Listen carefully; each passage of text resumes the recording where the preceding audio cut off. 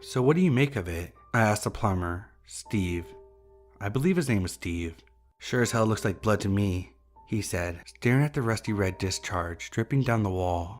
"But I'm no biochemist or anything." My wife had jokingly referred to it as blood, so that's the first thing I told the plumber. You know, as a joke. "Hey, Plumber Steve, we've got a really bad case of the old blood dripping down the walls here. Mind taking a look?" "You're kidding, right?" I stared at him in disbelief. He seemed like the kind of guy that would think this kind of stuff was funny. You know, stupid. "I don't know, man." He stroked his chin nonchalantly. "The color checks out. It is roughly the same texture, wouldn't you say?" This guy, I thought to myself. I'm not even sure why I called the plumber in the first place. The weird thing was, there weren't any pipes anywhere near that wall in question. I'd gone over every inch of the place, read through all the blueprints, even drilled a hole at the base of the roof. There was simply nothing there. "Maybe you got a corpse or something up there," he chuckled nervously. "Have you checked on your wife lately?" I really do hate bad comedians. They're right up there with people who use waltz instead of wile, and people who chew with their mouth open. I just shook my head and snickered half-heartedly. "So there's nothing you can do?" I asked. "Hey man, if there's no pipe or hole or anything I can enter." He winked suggestively, then shrugged. I sighed and thanked him for the service to my basement, which is to say I told him he was useless. He replied with a douchey smirk and handed me a bill that had me reconsidering my chosen career. "No luck?" my wife asked. I shook my head. "I just don't get it," I said. "This shouldn't be fucking rocket surgery." "I think you mean brain science," she giggled. "But I'll admit, it's pretty damn weird." We'd only had this house for a little over a week, but I was already regretting buying it. Sure, it was relatively cheap. Who doesn't love a big old mortgage? But there had been nothing but problems with it since we moved in. Lights flickering, drafty spots all over, strange noises in the wall, and then the leak in the basement yesterday to top it all off. And don't even get me started on the neighbors. "Maybe we should talk to the neighbors," my wife suggested, peering out the kitchen window. "Which one?" I asked. "Let's see, we've got a big old weirdo, the demented old crone, the blonde surfer guy with the seemingly endless supply of identical white hoodies. Or let's not forget the creepy middle-aged twins." "Come on," she poked me in the ribs, playfully. "Stop being a grump. I'm sure they're nice people." I managed to dodge them all thus far. I heard someone knocking on the door like crazy once, but I was half asleep from the full night of failing to locate the damn sound in the walls. So I buried my head under the pillow and ignored whoever it was. I suppose I couldn't avoid them forever though. That's not the neighborly thing to do, I guess. "I'm sure," I replied sarcastically. "Hey, shouldn't you be at work?" "Just heading out now." She kissed me on the cheek. "Love you. Don't go crazy down in the basement, you hear? No promises." I smiled, "but I'll try." My wife worked wacky shifts. I guess that's what nurses do. I couldn't keep on top of her crazy work schedule half the time, so I often found myself confused when I woke up and she wasn't there, or when she suddenly came home in the middle of the night. I mostly worked remotely, short-term freelance contracts, which basically meant whenever I felt like it. I hadn't been feeling like it since we bought this damned house, which was becoming something of an issue. "It has to be the foundation, right?" I muttered to myself, bringing my coffee downstairs with me.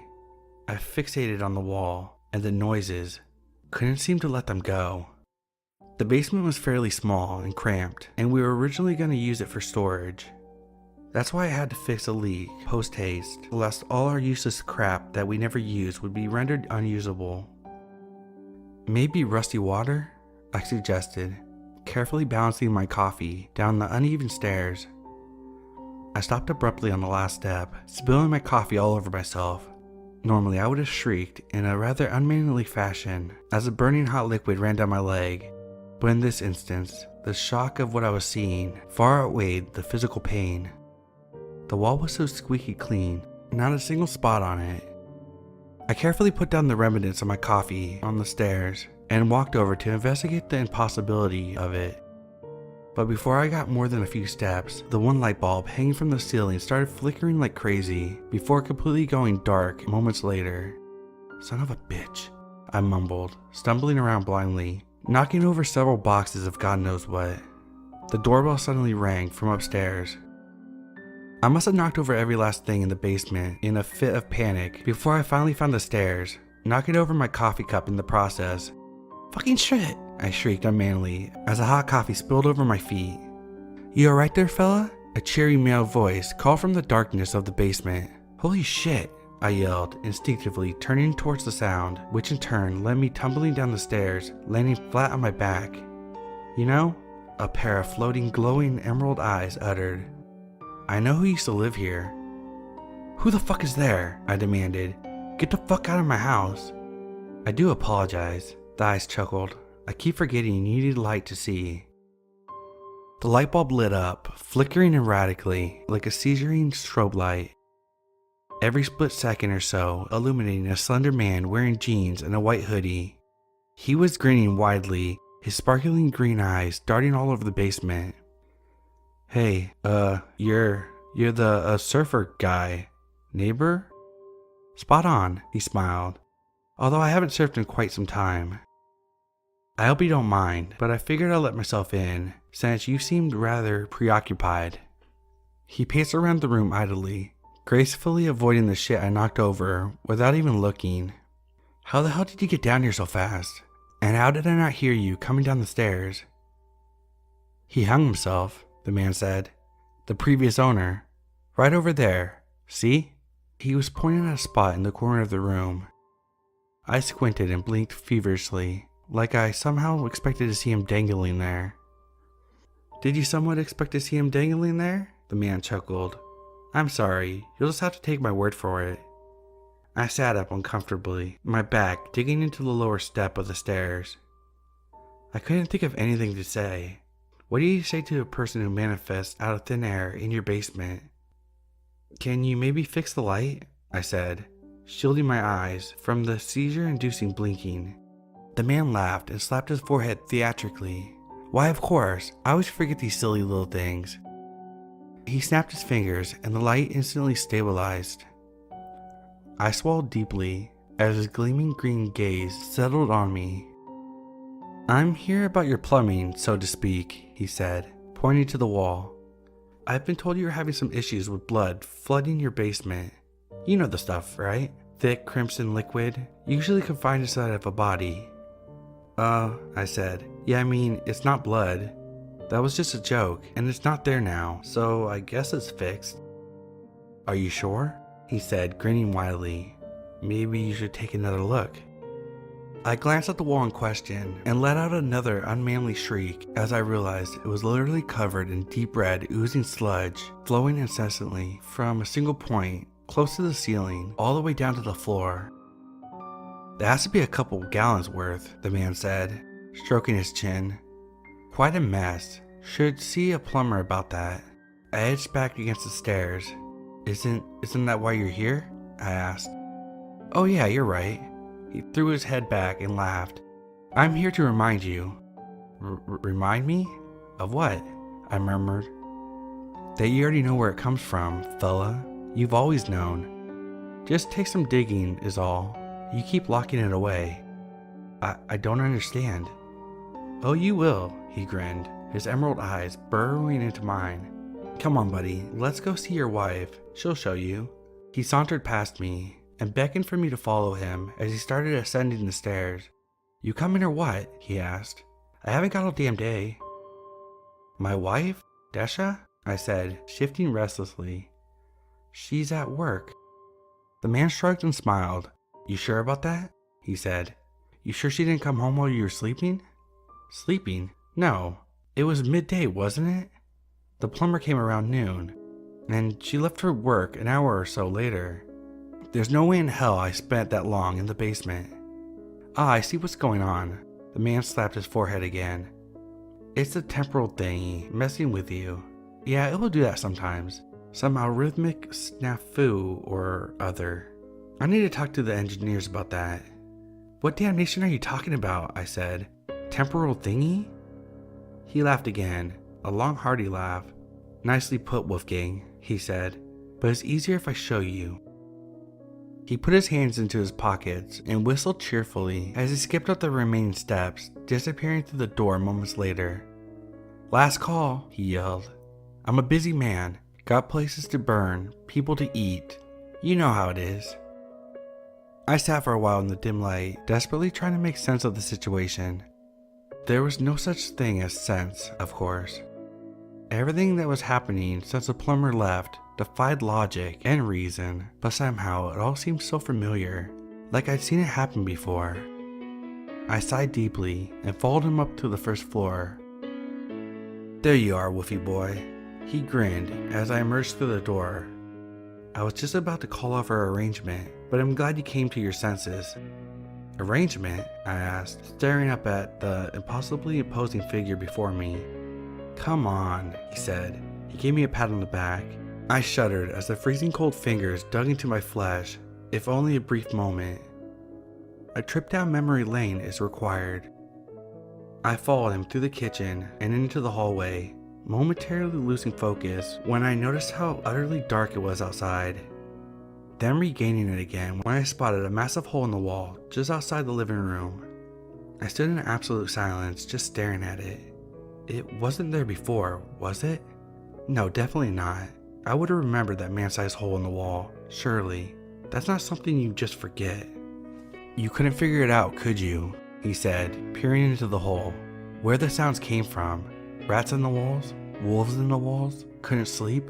Couldn't eat? Couldn't leave it alone? Just had to fix it. No, that's... I said, blinking erratically. "That's not what happened. That's not true."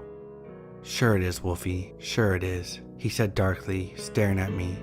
"You went all Looney Tunes when you couldn't eat your cereal in peace and tore into the wall with a sledgehammer. I mean, I get it. Breakfast is the most important meal of the day, after all." "No, I didn't." I edged back, confused. "I mean, I can't remember. I can't." "The thing is, Wolfie," he said, "it's dangerous to tear down walls when you don't know what you're doing. Some of those suckers are load-bearing, you know? Sure, it might be structurally sound for a little while, but imagine your wife coming home in the dead of the night, all tired and grumpy from a long strenuous shift. Then she notices there's a giant flipping hole in the wall, and she's like, what in the everlasting damnation has Wolfie been up to?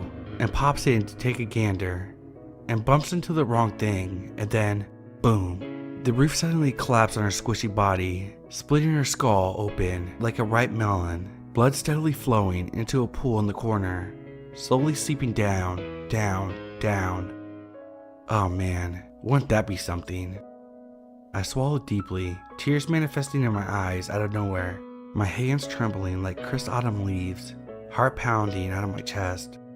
"No," I murmured weakly. "It couldn't. That's not what happened." The man snickered and pointed to the hole. "Just one way to find out, Wolfie boy," he said. "Just take a quick look, and then we can talk." It only took a moment for me to peer into the hole, but it was the longest moment of my life. Dust swirled in hypnotizing patterns within the small cramped hole, and in the corner I saw a massive pile of rubble, bricks, boards, nails, a pair of unnaturally pale feet sticking out, wearing Dash's shoes that I got for her on her birthday that year when they were on sale, so cheap, half price. And the blood, oh my god, the blood, so much blood, oceans of it splitting off into creeks, rivers, all leading to the corner, seeping down, down, down. "No," I cried. "Dasha, no. Please God, no." I don't know why, but I started clearing the debris, diving onto the pile, throwing stones and bricks and boards every which way. She was long dead. Every last part of me knew that. But it didn't matter. It doesn't matter. You have to be sure. Gotta be sure. Can't let there be a doubt. It's my fault. My fault. My God. Oh, Dasha, it's all my fault.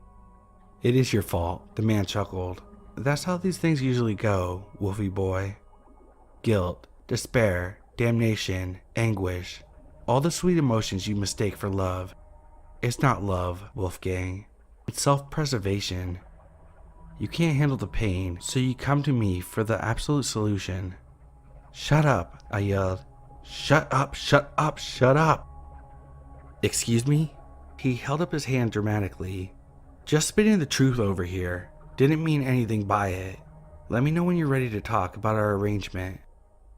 I collapsed on the pile, sobbing inconsolably. Arrangement? I sniffed. What do you mean? He laughed heartily.